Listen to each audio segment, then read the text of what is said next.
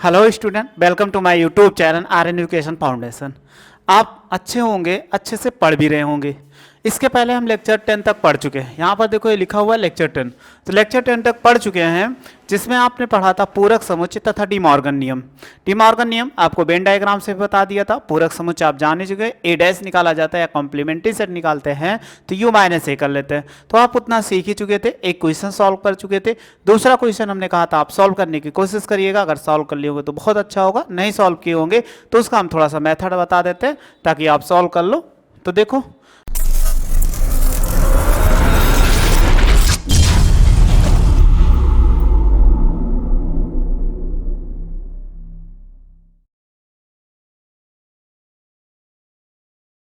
अब क्वेश्चन देखते हैं।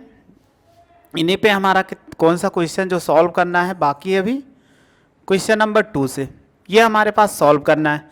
हमने कहा था आप सॉल्व कर लीजिए, बट हो सकता है आपको कोई प्रॉब्लम रही हो तो सॉल्व ना कर पाए हो। अगर सॉल्व कर लिए तो बहुत वेरी गुड, क्योंकि जैसे आप सॉल्व करोगे वैसे आपको क्या होगा, नॉलेज आपका इंक्रीज होता जाएगा। अगर नहीं सॉल्व करो, केवल वीडियो देख के आप आनंद ले लोगे तो आनंद तो मैथ में तो बहुत ही कम आता है। क्योंकि मैथ जब आनंद आता है जब आप मैथ अच्छे से पढ़ते हो, क्वेश्चन लगा लेते हो तो आपको बहुत खुशी होती है। उससे बड़ी खुशी कुछ हो ही नहीं सकती।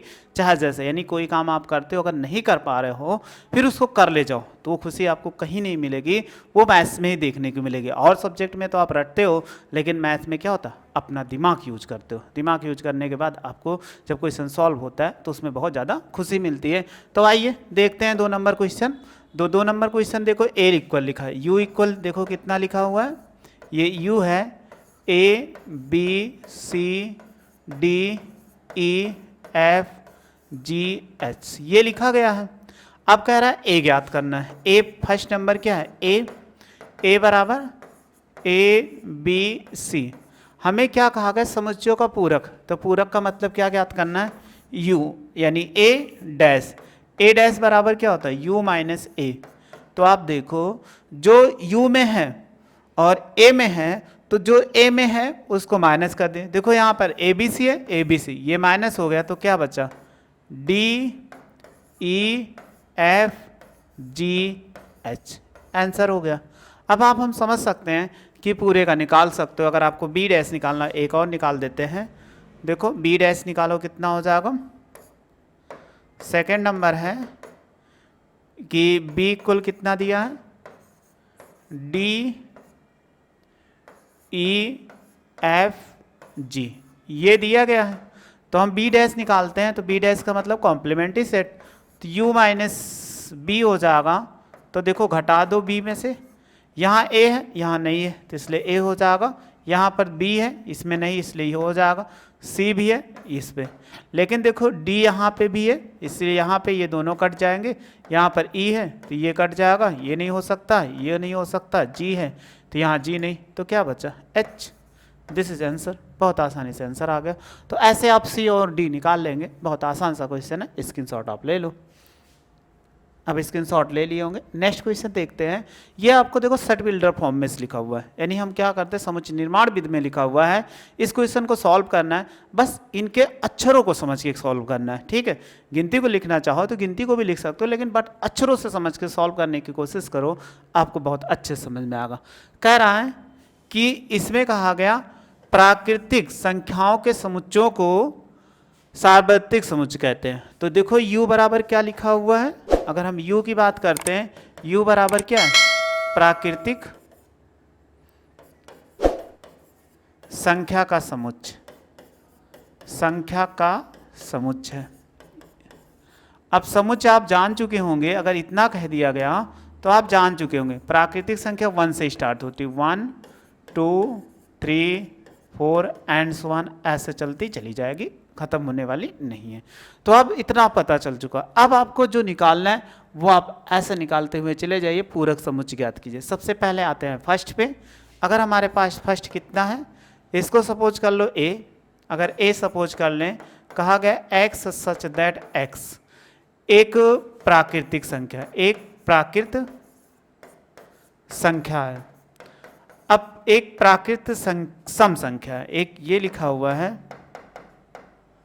प्राकृत सम संख्या है।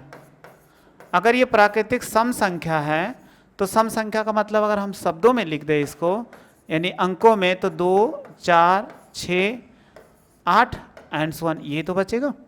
तो आपको क्या निकालना है? ए डैश। अगर ए डैश निकालोगे तो यू माइनस क्या होगा? ए होगा। तो u का मान क्या है? 1 से लेकर अनंत तक, यानी 1 से लेकर कोई भी संख्या ले लिया जाए तो आप देखोगे अगर हम 1 निकाल देंगे, 1, 2, 3, 4, इसमें से सम संख्या निकाल दें तो क्या बचेगा? 1 बचेगा। इसके बाद क्या बचेगा? फिर बोलो। 3 बचेगा, फिर 5 बचेगा, फिर 7 बचेगा, फिर 9 बचेगा, फिर 11। ऐसे तो आता हुआ चला जाएगा, क्योंकि ये कितना है? यहाँ 5 होगा, ये 6 होगा, ऐसे आता हुआ चला जाएगा। लेकिन सम संख्या को निकाल दो तो 2, 4, 6, 8 सब बाहर हो गया, तो ये क्या बन गया? विषम संख्या बनी ना। तो हम क्या लिख सकते हैं कि विषम संख्या का समुच्चय, यानी क्या हो जाएगा?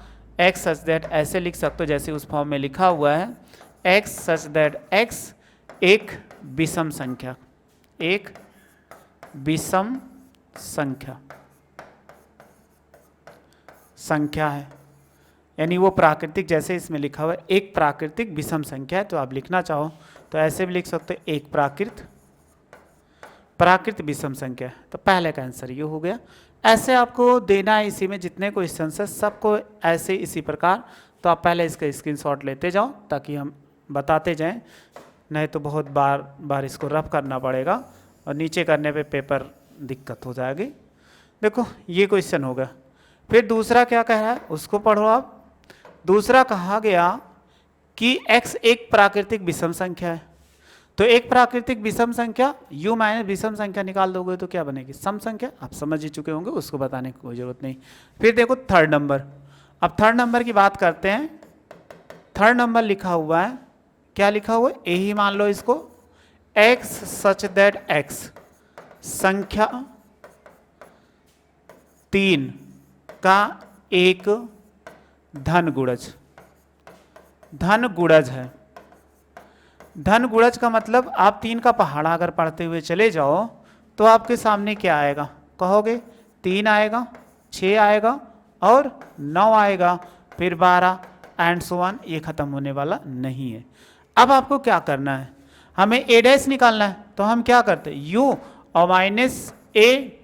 तो u का मतलब क्या है? ये हमेशा प्राकृतिक संख्या। अगर कहो लिख दें तो 1, 2, 3, 4, इसके बाद 5 और कितना 6, ऐसे एंड सो ऑन, और माइनस कितना हो जाएगा? 3, 6, 9, 12 एंड सो ऑन। अगर आप घटाओगे तो यही तो कहोगे कि 3 का गुणज क्या हो जाए? बाहर हो जाएगा।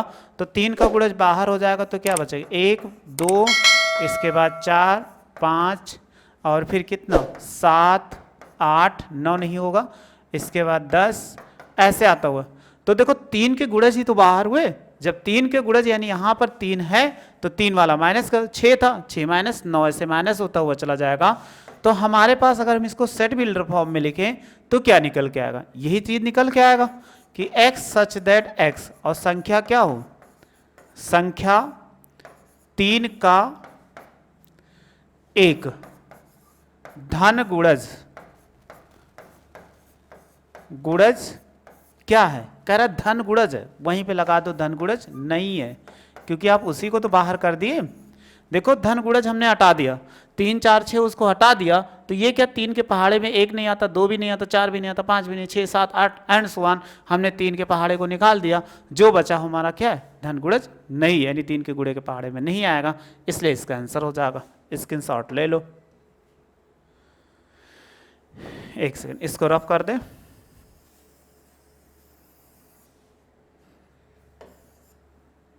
अगला देखो, क्वेश्चन नंबर है 4, x सच दैट x एक अभाज्य संख्या। चौथा नंबर क्या है? कह रहा है कि एक कुल मान लो x सच दैट x एक अभाज्य संख्या।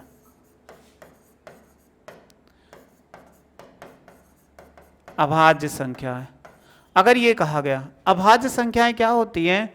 जो बताए थे आपको, वो संख्याएं जो स्वयं से कटे या एक से भाग देने पर कटती है, उन्हें अभाज्य संख्या कहते हैं। तो चलिए अगर हम बात करते हैं इसमें a डैश की, तो ये क्या होगा? अगर u माइनस ए, तो u क्या है?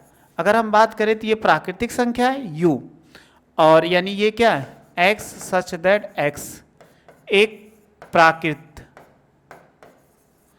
प्राकृत संख्या है, और ये क्या है देखो क्या कह रहा है x सच दैट x एक अभाज्य संख्या है। अभी हमने परिभाषा बताया, उसको आपने ध्यान से सुना होगा, नहीं सुना है तो एक बार हम फिर से नाम ले देते हैं। संख्या है, कह रहा है कि अभाज्य संख्याएं वे होती हैं जो स्वयं से कटे, यानी उसी से भाग देने पर कटनी चाहिए या एक से।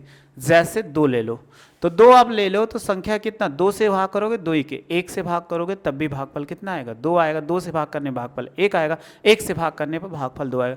क्या एक अभाज्य संख्या है? एक को 1 से भाग करोगे तो भागफल 1 ही आएगा, और किसी संख्या है? नहीं है। तो एक अभाज्य संख्या नहीं होती है, हमेशा याद रखना, एक कभी अभाज्य संख्या नहीं हो सकती। 3 एक अभाज्य संख्या है, और इसके बाद 4 क्या है? भाज्य संख्या है। तो हमें क्या करना है, एक चीज देखो, अभाज्य संख्या को बाहर कर दो। जब अभाज्य संख्या को बाहर कर दोगे x सच दैट x एक क्या होगी? भाज्य संख्या, क्योंकि अभाज्य तो निकल गई, जितना था कोई भी नंबर, तो क्या बचेगा? तो भाज्य संख्या तो बचेगी नेचुरल में से, संख्या है, और क्या होगा? x बराबर, या इसे लिख सकते हैं अथवा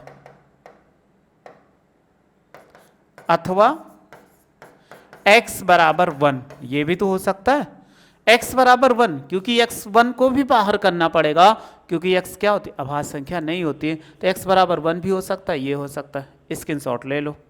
एक्सप्लेनेशन आपको अच्छा लग रहा होगा, तो अगर अच्छा लग रहा हो तो कमेंट्स ज़रूर करिएगा, ताकि और अच्छे से एक्सप्लेन करें। कमेंट्स करने से हमारा मोटिवेशन बढ़ता है कि हाँ बच्चे अच्छे से पढ़ रहे हैं, जिनको समझ में आ रहा है, इसलिए कमेंट्स जरूर करिएगा। फिर अगला क्वेश्चन देखते हैं, क्वेश्चन नंबर 5 देखते हैं। देखो क्वेश्चन नंबर 5 क्या लिखा हुआ है। पहले क्वेश्चन को हम क्या करते थे, लिख लेते हैं। इसी में लिखा हुआ 3 और 5 से विभाजित होने वाली एक संख्या। क्या लिखा हुआ? 3 और 5 से। तो सबसे पहले आपको समझना होगा 3 और 5 का मतलब क्या होता है। लिख देते हैं x सच दैट x 3 और किससे कह रहा है कि और 5 से विभाजित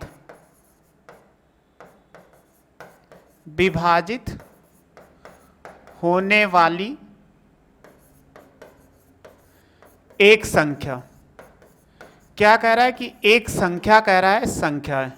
इसको क्लोज कर देते हैं। अब इसी में देखो हमें लिखना है इसके लिए, तो इसका क्या ज्ञात करना, आपको भी बताया था कि पूरक समुच्चय। ये कह रहा है प्राकृतिक संख्याओं के लिए पूरक समुच्चय ज्ञात कीजिए।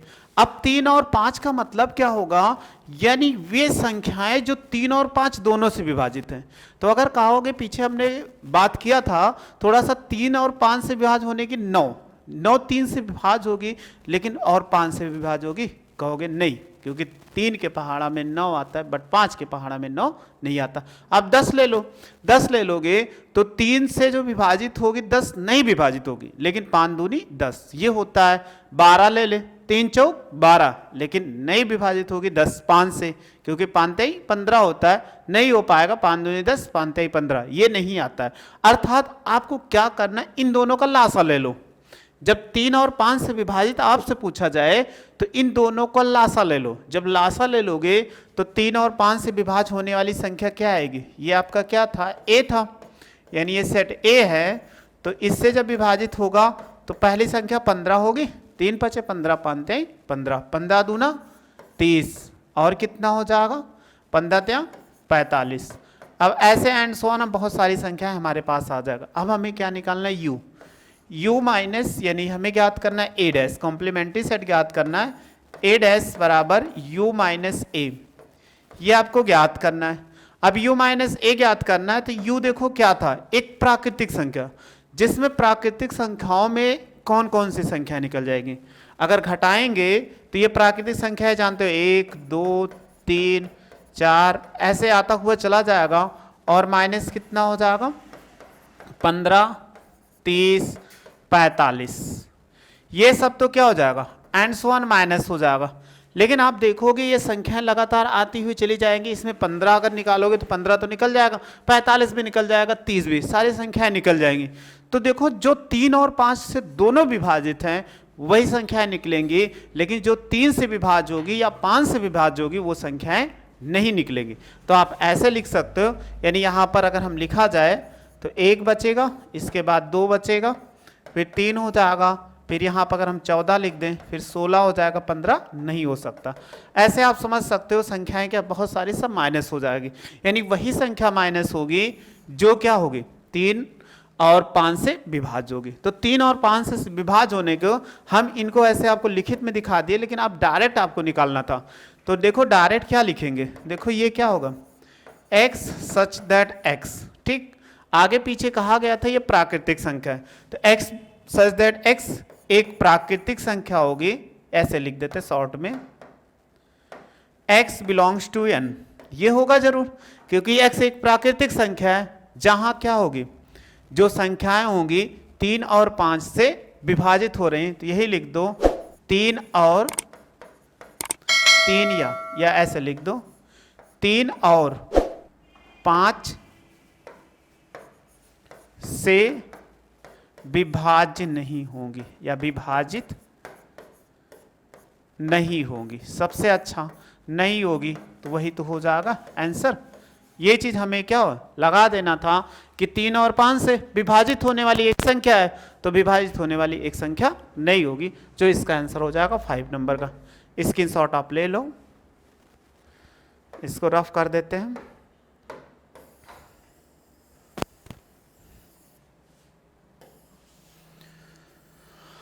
देखो अगला क्वेश्चन है 6 नंबर। क्या कह रहा है कि 6 नंबर आसान सा क्वेश्चन है, बस आपको समझना है क्या कह रहा है कि x सच दैट x एक क्या है पूर्ण वर्ग संख्या है, पूर्ण वर्ग संख्या है। अब पूर्ण वर्ग संख्या को आप जानते होंगे कौन कौन सी होती है, बहुत सारी संख्या होती है, ये भी अनंत है बहुत सारी, हम लिख देते हैं पूर्ण वर्ग संख्या क्या है, 1 का वर्ग करोगे तो 1 ही आएगा, 2 का वर्ग करोगे तो 4 आएगा, और 3 का वर्ग करोगे 9, और इसके बाद 16, 25 एंड सो ऑन। ये तो खत्म तो होगा नहीं, ये नहीं कहोगे 10 तक जाके खत्म हो जाएगा, 11 का भी वर्ग हो सकता है, 12 का, तो ये सब क्या होते हैं पूर्ण वर्ग होते हैं। हमें क्या निकालना है, ए डैश निकालना है। ए डैश बराबर क्या होता है u माइनस ए, तो u माइनस क्या है, अगर ये कहा गया x सच दैट x एक प्राकृतिक संख्या है, यही तो कहा गया प्राकृतिक संख्या, और आपसे क्या कहा गया कि पूर्ण वर्ग संख्या को माइनस कर दो, x सच दैट x एक पूर्ण वर्ग संख्या। अगर आप इन संख्याओं में से सारे वर्ग संख्याओं को निकाल दो तो कौन से बचेंगे, तो वही हम कर देंगे कि वर्ग संख्या ना हो, ये तो होगा, क्योंकि अब हमारे पास पूरी संख्याएं लिख नहीं सकते, तो लिख नहीं सकते तो हम ऐसे लिखेंगे x सच दैट x एक क्या होगा पूर्ण वर्ग संख्या नहीं है, संख्या नहीं है। जब पूर्ण वर्ग संख्या नहीं है तो चाहे आप कुछ भी ले लो, 2 ले लो, 4 ले लो, 4 छोड़ के इसके बाद 5 ले लो, 7 ले लो, 6 ले लीजिए, 8 ले लीजिए, 10, कोई भी संख्या ले लो, लेकिन वो पूर्ण संख्या नहीं हो सकती है। पूर्ण संख्या को हमने क्या प्राकृतिक संख्या में से बाहर निकाल दिया, बस मेरा आंसर हो गया। अब आगे देखिए, और भी लिखना चाहते तो थोड़ा सा ये भी कर सकते हो, इसी में क्या कर सकते हो कि x बिलोंग्स टू कितना n, यानी ये क्या करे x जो बिलोंग करेगा वो n से ही बिलोंग करेगा और किसी नंबर से हम नहीं ले सकते। इसका स्क्रीनशॉट ले लो, क्वेश्चन नंबर 6 हो गया।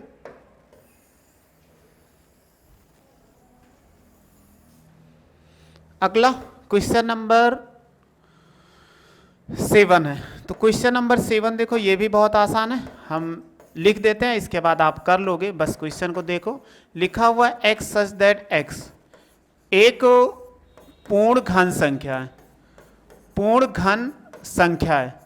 अगर पूर्ण घन संख्या है तो आप देखो क्या कर सकते हो, अगर एक पूर्ण घन संख्या है तो अगर घन संख्या को u में से माइनस कर दो, घन संख्या का मतलब 1 हो गया, 8 हो गया, इसके बाद 27, ये सभी घन संख्या होती है। अगर घन संख्या में से, यानी हमें क्या करना, प्राकृतिक संख्याओं में से घन संख्या को निकाल दो तो क्या बचेगी, यानी x सच दैट x एक पूर्ण घन संख्या नहीं होगी। बस इसका आंसर हो जाएगा, आप आसानी से लिख सकते हो।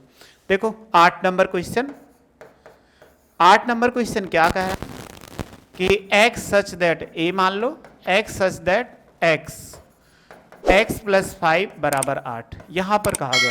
अगर इस इक्वेशन जो दिया गया ऐसे लिख लो, x प्लस 5 बराबर कितना 8, x बराबर उधर लेके जाओ तो 8 माइनस 5 घटा दीजिए कितना 3 आ जाएगा, अर्थात हम इनको क्या लिख सकते, 3 लिख सकते हो कि नहीं। ये बस इक्वेशन फॉर्म में दिया गया था, हमने उसी को सिंपल फॉर्म में एक एलिमेंट निकाल लिया जो x का मान कह रहा है 3 होगा, ये हमारा आंसर होगा, यानी एक सेट हो गया।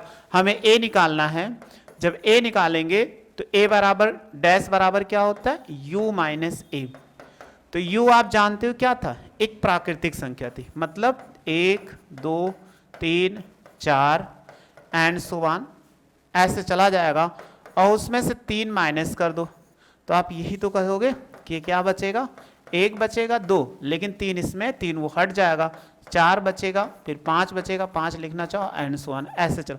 क्या और कोई संख्या होगी, नहीं होगी। बस इसको सेट बिल्डर फॉर्म में लिखे। जब हम सेट बिल्डर फॉर्म में लिखेंगे तो क्या होगा बताइए, x such that x belongs to n natural number होगा, बट परंतु आप क्या लिख सकते हो कि x नॉट बिलोंग्स, ऐसे लिख सकते, नॉट बिलोंग नहीं, x नॉट इक्वल टू 3, यानी x का मान 3 नहीं हो सकता। क्यों, क्योंकि 3 हमने माइनस किया था ना, और तो 3 इसमें दिख नहीं रहा है। अब 3 दिख नहीं रहा है तो x का मान सभी नंबर ले लिए जाएंगे, लेकिन x नॉट इक्वल टू 3 नहीं हो सकता। बहुत आसानी से इसका आंसर आप समझ चुके होंगे, स्क्रीनशॉट ले लो।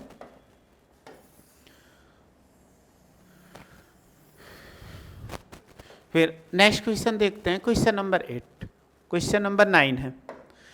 क्या लिखा हुआ है 9 नंबर क्वेश्चन कि x such that 2x plus 5 बराबर 9, ये है।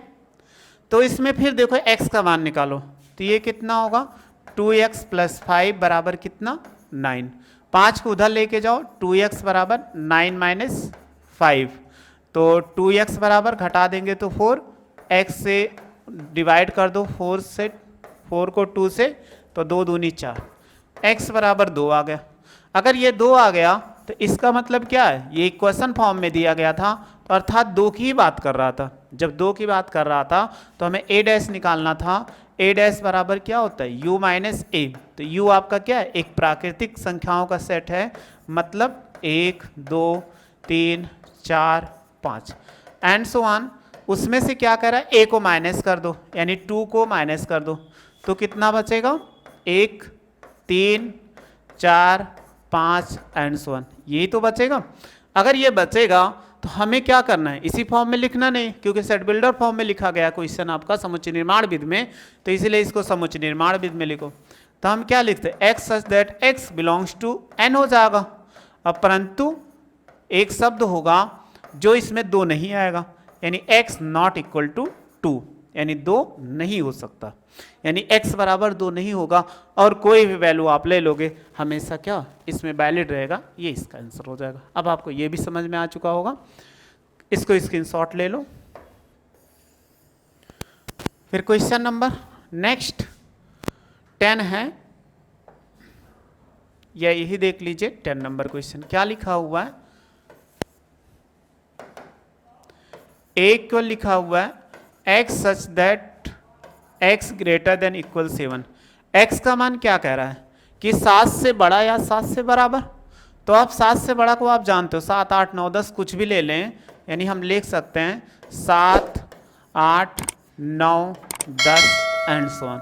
हमें क्या निकालना है, a डैश बराबर u माइनस ए होता है। देखो u माइनस ए हो गया, तो u क्या था, 1 था, 2 3 4 5 6 7 8 9 ऐसे चला जाता है। a को माइनस कर दो, 7 8 9 10। आप देखोगे 7 के बाद जितने नंबर वो माइनस हो जाएंगे, बट कितने बचेंगे, 1 2 3 4 5 6।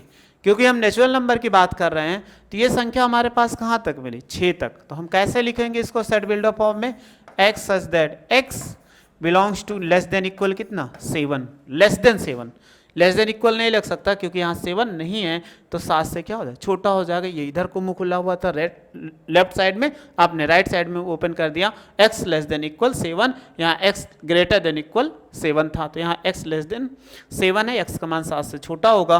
वो भी कहाँ, एक चीज़ और लिख दो, x बिलोंग्स टू कितना, नेचुरल नंबर। नहीं तो ये पता लगा कि नेचुरल नंबर -1, -0, 0, -2 ऐसे लेते हुए चले, लेकिन जो नेचुरल नंबर प्राप्त होता है वो एक से ही प्राप्त होता है। बस स्क्रीनशॉट ले लो, ले लिए होंगे इसका स्क्रीनशॉट आप।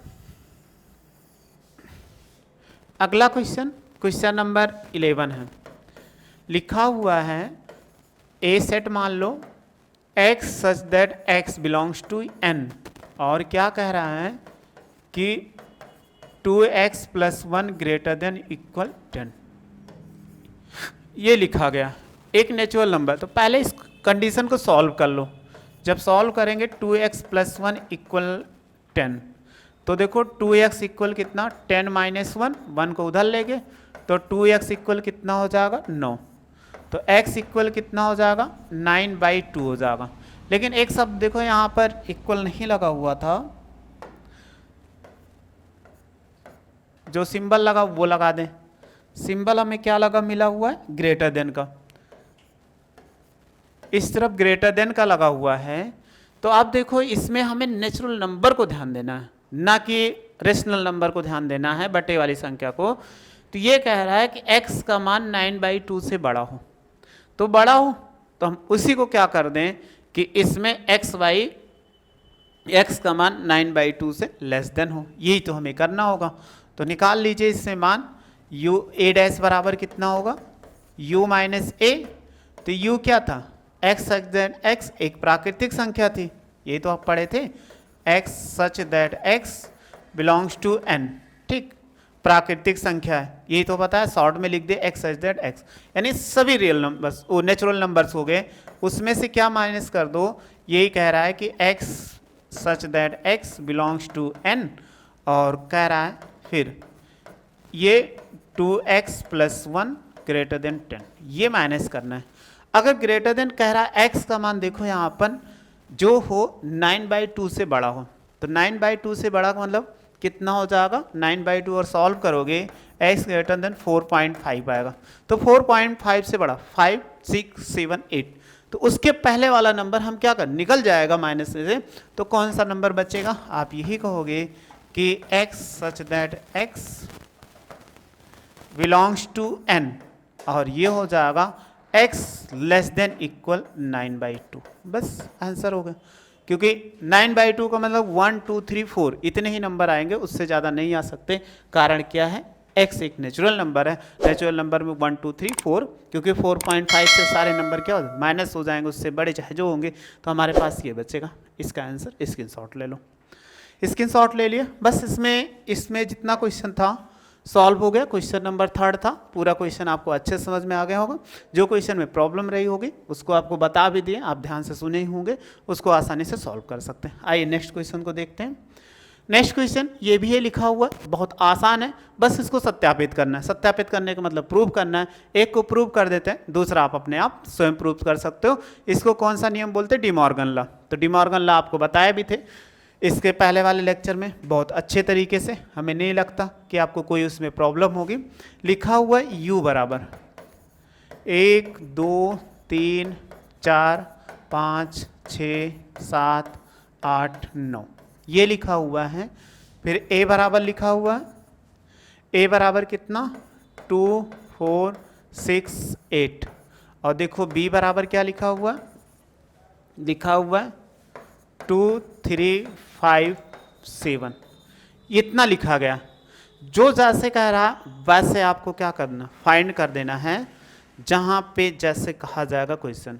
हमें देखो पहला नंबर फाइंड करना है, तो a' b' निकालें। तो देखो a' बराबर क्या होता है, u - a, तो u में से a घटा दीजिए, 2, 4, 6 घट निकल जाएगा, यानी 2 निकल जाएगा। इसके बाद और कौन सा निकलेगा, 4 निकल जाएगा, 6 निकल गया, 8 निकल गया। जो बचा उसको लिख दीजिए 1, 3, 5, 7, 9। ये हो गया। फिर दूसरा बी डैश निकालो, बी डैश बराबर क्या होता है, u माइनस ए, इसमें से निकाल दो। फिर कौन सा 2 निकल जाएगा, ये 3 भी निकल जाएगा, और इसके बाद 5 निकल जाएगा, 7 निकल जाए। तो हमारे पास कितना बचा, 1 बचा, 2 3 निकल गया, 4 बचा, क्योंकि जो बी रहेगा क्योंकि ये बी है। तो यहाँ से 1 2 निकल गया, 3 4 बचा, 5 भी निकल जाएगा, 6 हो जाएगा, 7 भी निकल जाएगा, 8 9। ये हमारे पास इतने एलिमेंट्स आ गए। तो सबसे पहले कहा गया ए यूनियन बी। तो आप जानते हो जब ए यूनियन बी को निकालते हैं तो जो दोनों मिलता वो भी ले लिया जाता है, तो दोनों में नहीं मिलता वो भी ले लिया जाता है, दोनों में जो मिलता है वो एक बार। तो देखो 2 2, फिर कितना है, यहाँ पर 3 है, फिर यहाँ पर कितना है 4 है, फिर इसमें कितना 5 है, फिर इसमें कितना 6 है, फिर दूसरे में 7 है, इसमें कितना 8 है। ये हो गया मेरा। अब आपको इसका निकालना है ए डैश। तो अगर निकालते ए यूनियन बी डैश बराबर क्या होगा, u minus A union B. अब आप देखो इसको घटा दो, तो u में से घटाएंगे, u क्या था मेरा, देखो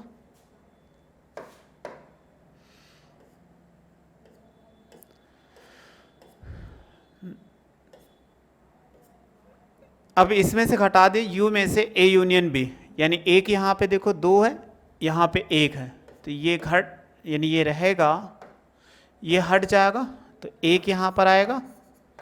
इसके बाद देखो 2 3 4 5 6 7 8 क्रम से 8 तक हट गया यहाँ तक, तो कितना बचा 9। ये हो गया, आपको इतना समझ में आ चुका होगा। फिर आगे देखो राइट हैंड साइड ले लें, कितना था, राइट हैंड साइड ए डैश इंटरसेक्शन बी डैश, दोनों में कॉमन लो, ए डैश बी डैश में कॉमन लो।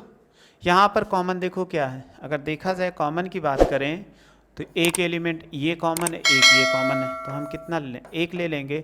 3 यहाँ नहीं है, 4 नहीं है, 5 नहीं है, 7 नहीं है, तो एक एलिमेंट ये है, ये तो 2 एलिमेंट कॉमन है, तो 9 है। तो देखो आपको साफ साफ दिख रहा है, क्या दिख रहा है कि ए यूनियन बी डैश बराबर ए डैश इंटरसेक्शन बी डैश, ये आपस में बराबर हो गए। जो हमें प्रूव्ड करना था, यही चीज़ तो प्रूव्ड करना था, तो इसको क्या कर दिया, प्रूव्ड कर दिया। अब आप समझ चुके होंगे कि इसके बाद वाला कैसे लगाओगे, लगाने में कोई प्रॉब्लम नहीं होनी चाहिए। स्क्रीनशॉट ले लो इसका स्क्रीनशॉट ले लो।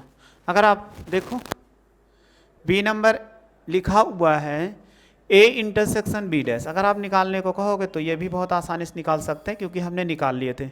अभी हमने निकाला था ए इंटरसेक्शन बी, निकालो इसमें से ए इंटरसेक्शन बी। ए और बी में कॉमन क्या है, 2 2 है, और कौन सा है 4 नहीं है, बस 2 ही तो कॉमन है, 4 6 8 है, इसमें कितना कॉमन है, 2 कॉमन है, तो आप 2 कॉमन ले लो। ए इंटरसेक्शन बी डैश निकालो। जब आप डैश निकालोगे तो आप जानते u माइनस क्या होता है, ए इंटरसेक्शन बी। तो देखो इसमें केवल 2 ही कॉमन हो रहा था, इसमें 2 ही कॉमन हो रहा था, तो 2 को बाहर कर दें तो 1 से लेकर पूरा बन जाएगा। कितना बनेगा, 1 3 फिर 4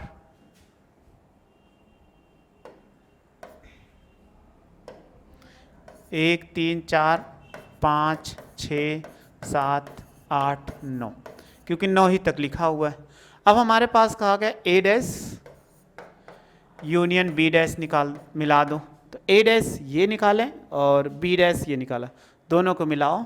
जब दोनों को एक एक कॉमन है तो एक ही बार लिखेंगे, 2 नहीं है, फिर 3 है, फिर देखो 4 है दूसरे में, फिर यहाँ पर 5 है, ऐसे लिख देंगे, दूसरे में 6 है, फिर दूसरे में 7 है, फिर 8 है, दोनों में कॉमन 9 है, तो 9 को एक बार। देखो आपका तुरंत प्रूव्ड हो गया, ए इंटरसेक्शन बी डैश बराबर ए डैश यूनियन बी डैश, ये हो जाएगा, प्रूव्ड हो गया। जो हमें प्रूव्ड करना था इसी को करना था। तो ये कितना ना था, 2nd नंबर क्वेश्चन। तो ऐसे क्वेश्चन को सॉल्व कर लेते हैं, कोई प्रॉब्लम नहीं होगी। स्क्रीनशॉट ले लो।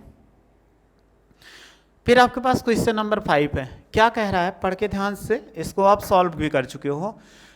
कह रहा निम्नलिखित में से प्रत्येक के लिए उपर्युक्त वेन आरेख खींचिए।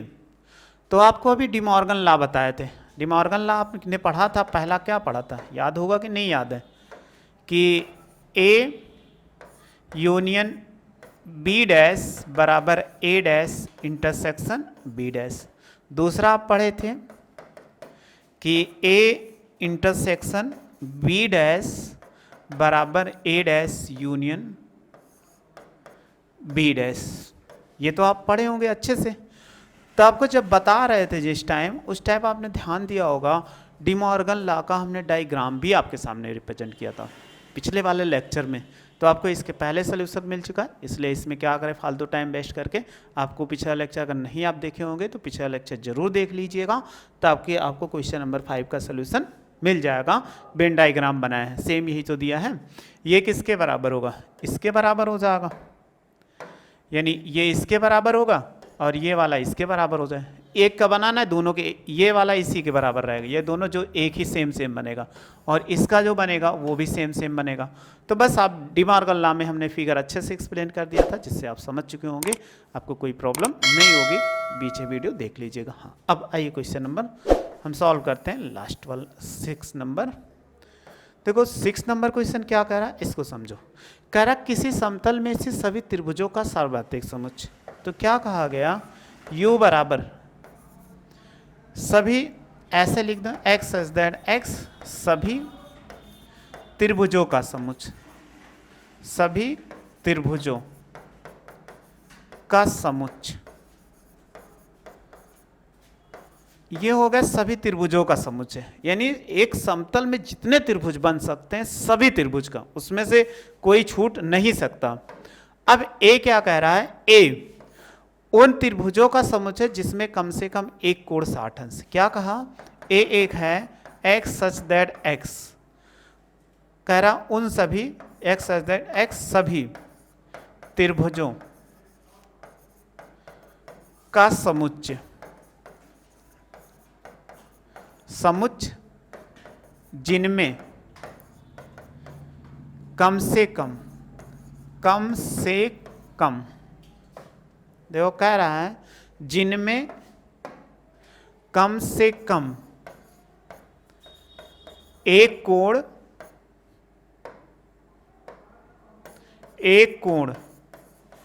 60 डिग्री है, ये कह रहा है। तो चलिए वेन डायग्राम से सॉल्व करते हैं इसको, ताकि आपको बहुत बेटर समझ में आए। अगर ये कहा गया एक त्रिभुज था, त्रिभुज है, तो ये कैसा है, एक U है, यानी सभी त्रिभुज, इसमें सभी त्रिभुज आ गए। अब कौन कौन से त्रिभुज होंगे, आप पढ़े होंगे त्रिभुज को 2 प्रकार से कोणों से और भुजाओं के आधार पे बांटा गया, तो U हो गया। ठीक है, हम एक त्रिभुज ऐसा ले लें जिसमें कह रहा कम से कम एक कोण क्या हो, बोलिए 60 डिग्री हो। तो आप देखोगे सभी कोणों का योगफल 180 डिग्री होता है। ठीक है, लेकिन एक ऐसा त्रिभुज समद्विबाहु ले लोगे तो समद्विबाहु त्रिभुज में क्या होता है, 2 भुजाएं बराबर और 2 कोण बराबर, जैसे एक कोण 90 डिग्री हो जाए, 2 गुणे 45। ठीक है, लेकिन हमें क्या करना है, एक कोण कम से कम ये होना चाहिए। तो ऐसा त्रिभुज ले लिया गया। अब हमें एक ही त्रिभुज ले लें जो बाहर हो सकता है। कौन सा त्रिभुज बाहर हो सकता है, एक ये वाला त्रिभुज क्या है, समबाहु त्रिभुज। समबाहु त्रिभुज में क्या होता है, प्रत्येक कोण 60 डिग्री। समबाहु त्रिभुज में प्रत्येक कोण 60 डिग्री। तो देखो तीनों कोण कैसे हो गए, कम से कम कह रहा है कि इसमें एक कोण जो होगा वो एक कोण 60 डिग्री होगा, तो उसमें कम से कम एक कोण 60 डिग्री होना चाहिए। अगर 60 डिग्री है तो ए डैश क्या होगा, अगर इनमें निकालेंगे, बन सेगा एक निकालेंगे सभी त्रिभुज में स्थित, तो यू है उनके कह रहा त्रिभुज जिसमें कम से कम एक कोण, देखो एक चीज छूट गया, कम से कम एक कोण 60 से भिन्न हो, ये कहा गया। यहां पर क्या लिखो, 60 डिग्री से भिन्न हो, क्योंकि इसको हमने नहीं पढ़ा इसलिए थोड़ा सा गड़बड़ गलत हो रहा था, तो इसको लिख दें 60 डिग्री से भिन्न है, से भिन्न है। अगर ये भिन्न है तो देखो आपने और सभी त्रिभुज तो ले सकते हो, चाहे जैसा त्रिभुज आपको बनेगा 60 डिग्री से, एक कोण ऐसा होना चाहिए 60 डिग्री से भिन्न हो। तो 60 डिग्री से भिन्न समबाहु त्रिभुज एक ऐसा त्रिभुज होता है जिसमें प्रत्येक कोण कितने डिग्री होते हैं? 60 अंश के होते हैं। तो बताइए 3 कोण होते हैं, तीनों 60 डिग्री के होंगे, तो माइनस करोगे तो कौन सा त्रिभुज निकल के आएगा? यानी जब इसमें से माइनस करेंगे हम निकालेंगे ए डैश बराबर हो जाएगा u माइनस ए। तो u में से a सभी कोणों को निकाल देंगे जिसमें त्रिभुज बनेगा, तो एक कोण ऐसा आएगा जिसमें कह रहा है 60 डिग्री से भिन्न हो, तो उसमें तीनों कोण 60 हो जाते हैं, इसलिए क्या होगा? ये जो त्रिभुज लिखा जाएगा समबाहु त्रिभुज।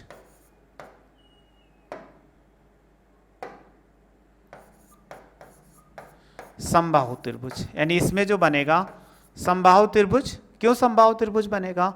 क्योंकि इसका प्रत्येक कोण 60 डिग्री होता है, और तो सभी उसमें ए में समाहित है, यानी सेट ए था, इसमें और सभी त्रिभुज ये कोण ये वाला तीनों आपस में 2 बराबर हो, ये इसके बराबर हो, अधिक कोण हो जाए तो वो भी क्या होगा? आपस में बराबर होगा। जैसे अधिक कोण ऐसे बना दे तो ये सभी त्रिभुज तो हो जाएंगे, लेकिन 60 अंश का एक ऐसा कोण होगा जिसमें तीनों कोण के 60 डिग्री होते, वो नहीं आ पाएगा। स्क्रीनशॉट ले लो, ये 6 नंबर था।